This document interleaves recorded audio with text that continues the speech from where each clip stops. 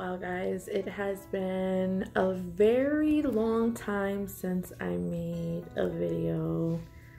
I think I want to say it's been 2 months. There has been so much that's going on. If you follow me on social media, you probably know what's going on. And if not, if you're only following me in here, I'm here to inform you what's going on. If you're wondering why I keep looking down, we are babysitting this little pup, and his name is Mufasa. So you're gonna be seeing him in the video. He's just sitting on my lap trying to calm down, and yeah, so Mufasa, I'm trying to make a video here, guy. All right, yeah. If you're new to my channel, welcome. Don't forget to subscribe if you haven't already. Give this video a big thumbs up, and let's just get right into the video. No sugarcoating anything. So it all started with, I was making a video for you guys actually, and by the way, I've been re-recording this particular video so many times because the camera keeps making my face on this side look really big, and I'm going to explain to you, yes, it was big, but it keeps making it seem big right now, not too much, but the camera, if it makes it seem big, you guys, I assure you it's not. I don't know why my camera's doing this shit, but this is why I had to keep re-recording, and today I decided I'm just gonna record and fuck it, right? You know? So it all started with I had a very bad toothache, and I feel like I've mentioned it in one of my previous videos about my wisdom tooth was really hurting, and none of the doctors wanted to see me because of me being how far along I was. I think I was 30 weeks pregnant. I can't give you the exact, I don't remember. Long story short, I was going back and forth for about, that's the fire alarm, I have to change the battery, so sorry if you guys hear that. But long story short, I was going back and forth to the doctors trying to get seen. I woke up the next morning after filming the nursery room for Akira to show you guys what her room looked like, and I ended up deleting that video. Don't ask why, but so after that, the next day my face was swollen pretty bad. Not too bad, but still I couldn't get a dentist to see me. So I think it was like I went to the emergency room because it got worse. They put me on clindamycin. I was on clindamycin for a week. It did nothing. I finally got to see, I got referred to an oral surgeon. We paid $300 to get my wisdom tooth back here removed on my left side. And the infection spread even worse after getting it removed. I was on clindamycin for 2 weeks after getting the wisdom tooth removed, and then I had to go back to the emergency room because my face was drastically swollen. It was swollen down here that I couldn't breathe. Long story short, your girl was in the hospital for 2 weeks straight. I was eating through a straw for a month straight. I dropped so much, oh my god, I dropped so much, look at him. I dropped so much weight. Dude, figure it out. All right, so I dropped so much weight. I wasn't able to eat, and then you guys know I had, the last video I think I made was me having gestational diabetes. I did end up taking insulin. I did end up pricking my finger because I had no choice, even though I said I wouldn't. And then at the hospital I really had to because my sugars were super low because I wasn't eating, because I couldn't. It was bad. My mouth literally opened like this. That was it. I couldn't take my prenatals. I couldn't take anything. My iron was low. My blood pressure was high then low. It was horrible. So, and then I was depressed. It was bad. It was really, really bad. The first thing they did to me was, I don't even know, well, I have cover up on so you guys probably can't see it. So they did an incision right around here where they put a needle in my cheek, and they drew out whatever fluid was there, and they took out 16 cc's of fluid. And tried to determine what it was that I had, if it was just an infection, yada, yada, yada. So I think the whole weekend went by, because they did that on like on a Wednesday or Thursday. And pretty much, you guys, it got worse. It got worse, and they determined that I had, I'm trying to think of the word, what it's called, facial cellulitis. If you don't know what that is, go ahead and Google it, because I really can't explain what it is. But I didn't know how severe it was, that I literally, me and my baby could have died. Hence why I was admitted in the hospital for 2 weeks. I was on antibiotics, 3 different kinds. I had IVs all over me. It was so bad that my veins were like getting weak because of all the fluid they were pumping in me, that they had to insert, I don't know if you guys can see that little dot there. I still have like a little scarring when they had to insert an IV just to be able to take blood out of there and whatnot. I was still getting pricked 6 times a day. I was still getting insulin. They were crushing up medicine for me to be able to take. It was hell. And then the whole time I'm like, what the hell is facial cellulitis? They still don't know how I got it. They think I got it from my wisdom tooth getting removed. The infection, it got even worse, even though the oral surgeon said he drained out the infection. Somewhere along the lines, I guess it got worse. I don't know. But that's what happened to me. And I just thank God for everyone who was praying for me, who was checking on me. My mom flew down very quickly to get to me. It was really, really, really scary when I found out what it was. And I didn't really say what it was until later on the internet, because I didn't want people worrying, because when I found out, I was worried, and I was like, if I worry other people, it's gonna get me even more scared. And you know, I was still pregnant, you guys, so I was like, how do you get facial cellulitis?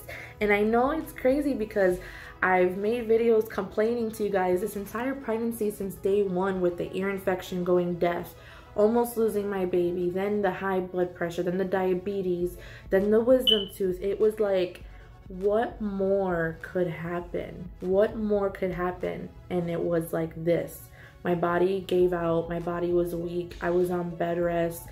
I had a rash on my butt. I know that's TMI, but like, that's how much I was on the bed. I couldn't move like that. And when I did move, my legs and feet and ankles were swollen. But I kept smiling and acting like I was okay, because that's all you really can do when you're in that situation. The cool thing is, in the postpartum area, where I was at, where all the moms go after they give birth, I knew all the nurses. So when, yes, I had my baby already. When I had her, I already knew all of them. They're so sweet. I made friends with everyone. I mean, I was there for 2 weeks, so it was pretty cool. So as far as Miss Akira, she is healthy.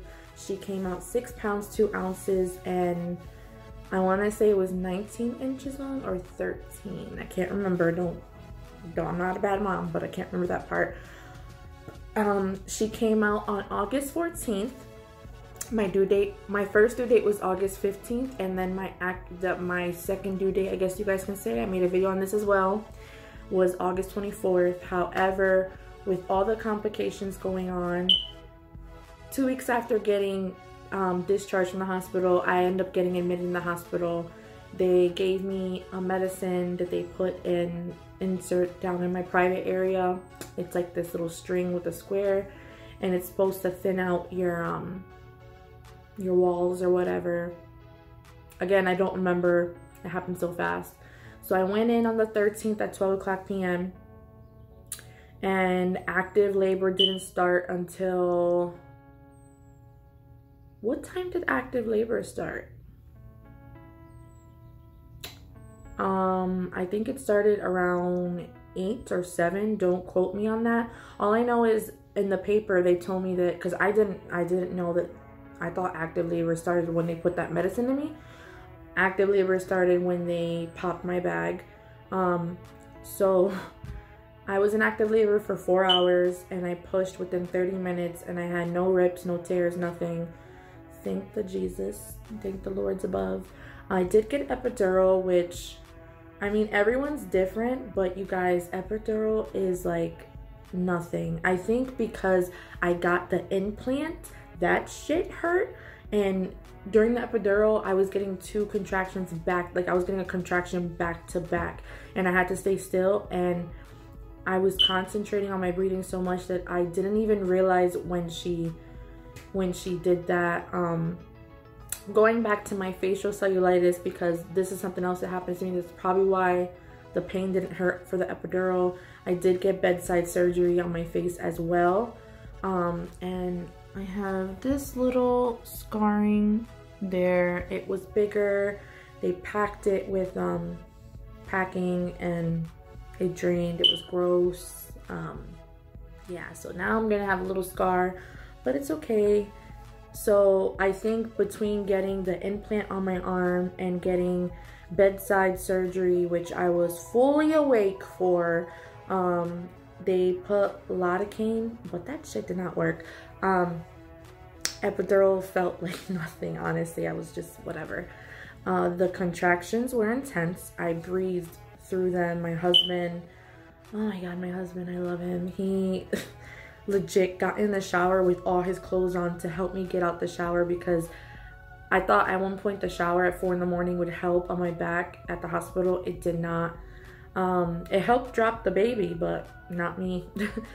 I was 2.5 centimeters when I got the epidural. And then when they popped my bag, I shot up to 6 centimeters. And then within 45 minutes, I shot up to 8. And then I think I was at 8 for a while. I can't remember. They had me sitting straight up. What is that position called again? The throne position. So when you're at the hospital, they had the beds completely sitting up. They had the peanut ball between my legs. They had me on 4s. This was the last position I was on before I gave birth, which was the hardest position because my legs were completely gone. The guy came in and he put epidural in my leg, my left leg. He shot my leg and he shot the medicine in the bag. And I forgot why he said he did that. I don't remember. But anyways, my legs were numb, bitch. Numb. So when I tell you I was on 4s with a fucking ball, holding on to dear life to the bed to hold me up. I had my husband and my mom each holding a leg because like they were just sliding everywhere. Then the contractions were coming in, and after the epidural had wear off, the contractions came in, but this time I was able to handle it because I already knew what it felt like. So I was like, my contractions, they're really bad. I didn't know that there was a button I could press for the epidural, so I called the nurse and told her, oh, my contractions are getting really bad and intense. And she's like, oh, you just press this button. So she pressed it and she goes, well, while I'm here, let me check you. So you guys, she checks me and I was already ready to push. I was 9 or 10 centimeters dilated. So they start getting everything ready. I start crying like a big baby. I'm flipped over regular now. They're getting everything. Everybody's coming in. My husband and my mom both had my legs up. They had this little lever for me to like, almost like I'm doing like a crunch. So I'm like crunching. And when the doctor got there, I had only 2 pushes to do. The baby came right out. She was small. And let me tell you what I felt the most pain was the next day. My arms, my stomach, and my butt. It felt like I had the only ab workout. A lot of people were asking me, especially people that I know that had C-sections, how did it feel to push? This is the best description I can give, and I'm sorry if it's TMI, but it feels like when you're on your period on a heavy day, again, I'm so sorry, and you take a poop and you feel stuff coming down, you know, like a big clot coming down. That's what pregnancy, giving birth felt like to me. And then the placenta right after, the placenta came out. The placenta was huge. It was really huge. They had offered if I wanted to take it, and then they couldn't because I was diabetic, but I wouldn't want to take that anyway. But yeah, so I had my daughter, and I'm still in shock. But I don't want to keep this video long. I just wanted to say where I have been. At the end of this video, I'm going to add the clips of me in the hospital, because you know your girl did record how my face looked, and those videos are accurate how my face looks. So right now, I'm not sure how the camera's picking this up, so I play it back. But if my face looks a tad bit swollen on this side, it has a little more, like it's not too bad, but it's not as bad as the camera may make it look. I just want to say that. As far as my face, I already saw the surgeon. I had my update appointment. We are fine. It's just because my face was swollen for almost 2 months, for like a month and a half, it's scar tissue that has to go down on its own. So, I mean, there's nothing else I can do. My baby's healthy, she is fine. There was a little bit technical difficulties and issues with breastfeeding, and when it comes to formula and breastfeeding, I am going to make a video on that because I'm currently going through something right now with that, and I just wanted to make a video on that. We are going to be hearing back. I know you guys know I mentioned my husband is getting deployed still. It's still happening. So we are going to be moving. I have to paint this wall back to tan, prime it out, tan it out. So we're going to be doing that. It's just busy, busy, busy. My mom is here. She's leaving this week, and she's coming back at the end of September to help with the move. So it's just a lot. I am not going to be putting my daughter on YouTube for a while. I know she's on my Facebook and Instagram and Snapchat. So you're probably like, Crystal, what the hell? But if you want to see her, she's on there. But yeah, her first appointment went good, and I'm just waiting for my 6-week appointment. And that's pretty much it, guys. I've been away for so long because I was in and out the hospital. It was insane, and I'm just glad to be home. I'm glad to be home with my baby. I can't even explain to you guys. I'm just so happy to be home. I do also have a video clip of when they gave me the baby. I may or may not put it on because I'm not sure if my areas were showing. So we'll just see if it's after this video or not. But I am gonna add the clips of when I was admitted in the hospital with my face. So yeah, guys. I mean, that's pretty much it. I hope you guys enjoyed this video. And until next time, and I'm going to show you guys what my belly looks like at 2 weeks postpartum. Because even I'm a little like really? I lost that much weight? But again, I did drop dramatic weight while being admitted. So, as always, I'm babbling. So, all right, guys, until next time. So this is what we're looking like. I'm able to fit my jeans again. You guys know about the stretch marks already. And I just have this right here. It feels really squishy and weird. I do wear like a waist trainer wrap. I can't work out just yet. I do have granny panties that go higher too. Not even joking. But I can't work out just yet until my 6-week appointment. But let me tell you, when they gave me the, when I was able to put these jeans back on, you guys, these are the tightest pair of jeans I own. And they fit. Yes, you can see this, but again, it's only been 2 weeks. I mean, for 2 weeks, come on. For 2 weeks, come on. All right, guys. See you next video.